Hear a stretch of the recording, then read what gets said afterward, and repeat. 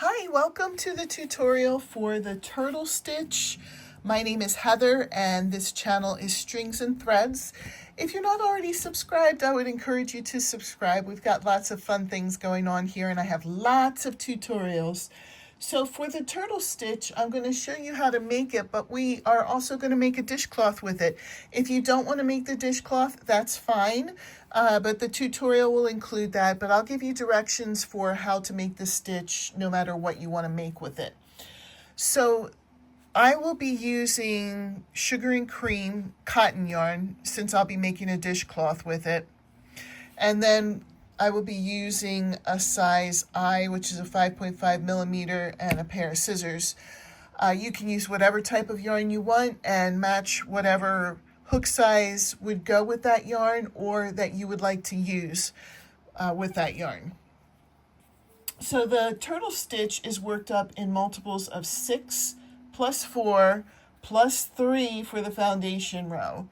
So we are going to chain 37 stitches if you're doing the dishcloth. If you're doing something smaller, remember it's just multiples of 6 plus 4 plus 3 for the foundation row.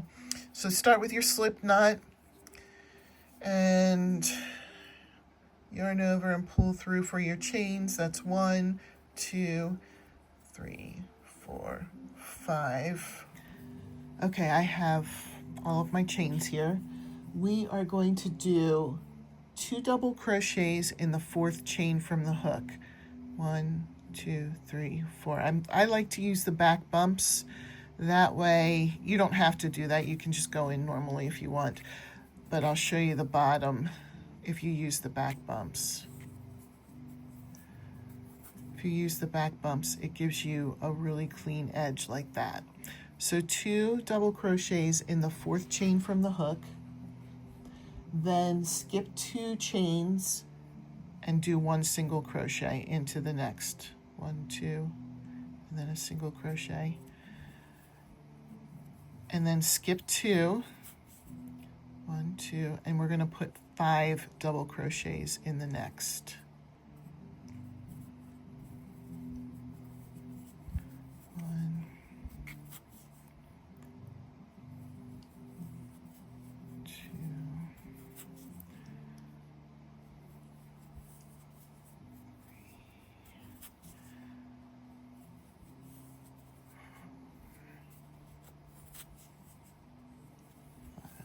and then we're going to skip 2 and go into the next stitch with a single crochet. And here's where the pattern is going to be. It's going to be skip 2 chains now and put 5 double crochets in the next. Skip 2, single crochet, skip 2, 5 double crochets, and you should end with a single crochet. So I'm going to complete the row and then come back. All right, at the end of the row, you're going to turn. Now, traditionally, you would chain 3. I like using the stacked single crochet instead because then you have a much cleaner edge. Usually with the chain 3, it's harder to find where you put the stitch when you get there after the next row, as well as it can leave a gap. So to do the stacked single crochet, you go into the stitch, pull up a loop, and then you finish it as if it's a single crochet, and then you go into the front loop here, draw up a loop, and finish it like a single crochet. So this would replace the chain 3. If you would prefer to do a chain 3, you may, or you can do the stacked single crochet. So what we do here is we're working in the front loops only. You're going to do 2 front loop double crochets. Now if you look, there's 2 loops here. This is just in case you're new to it. If you're not new to it, I'm sorry that this is a little slow. So you'll just go into the front part. You go under it and go through the front part, and you're going to do 2 double crochets like that. And then we have our group of 5 double crochets from the row before. In the 3rd one, right in the middle, you're going to do a single crochet front loop only. So let me come through so you can see. You see how I'm catching the front loop only? And then I'm doing a single crochet. And then we're going to do 5 double crochets in the front loop only of the single crochet from the row below. Oops, I did catch a little bit of the other loop. Here we go, front loop only, 5 double crochets.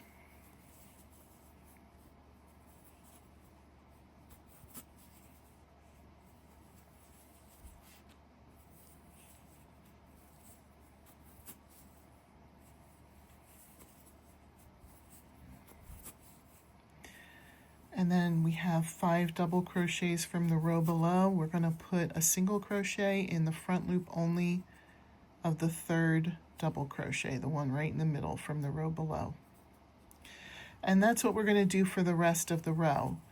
It will be front loop only, 5 double crochets in the single crochet into the middle, 1 in front loop only all the way to the end. And then we'll come back for the next row. Okay, I've come to the last stitch, and the last stitch is a single crochet. And you can see what I mean here, because in our foundation row we started with a chain 3. And so you're supposed to put a single crochet on the top of the chain 3, which can be tricky. And you can see that there's a gap there. If you look at the front where we did the stacked single crochet, no gap. Where there's a chain, right here's the gap. So we're going to turn. This row is going to look a lot like the row before with one minor difference. So let's start with our stacked single crochet. So go into the single crochet, draw up a loop. You have 2 loops on, so we're going to go through both. And then we're going to go through the front loop of that bottom one, draw up a loop, and then go through both. And that's the stacked single crochet instead of a chain 3.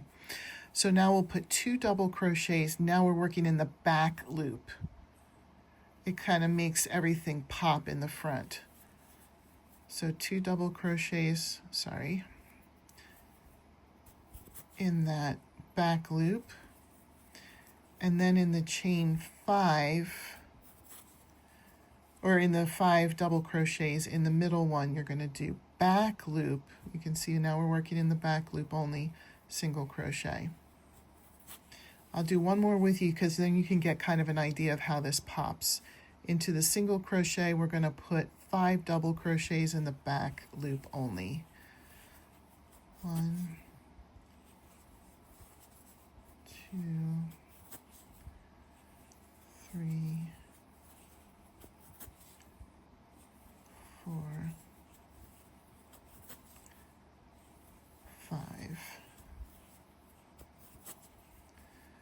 So you can see now that by doing the front loop in this row, when we're facing this way, makes it pop. And then here, when I'm doing the back loops, you can see how it pops. So here's the front.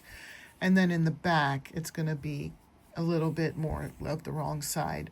So let's complete this row. You're just going to keep doing it the same way. You're going to look for the middle double crochet from the row before of the 5 double crochets. In the back loop only, do a single crochet.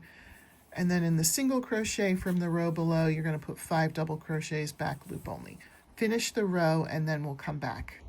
All right, I'm to the end of the row, and you can see where the stacked, here are the 2 double crochets, and here's the top of the stacked single crochet from the row below. So in the back loop only, we're going to put a single crochet into that.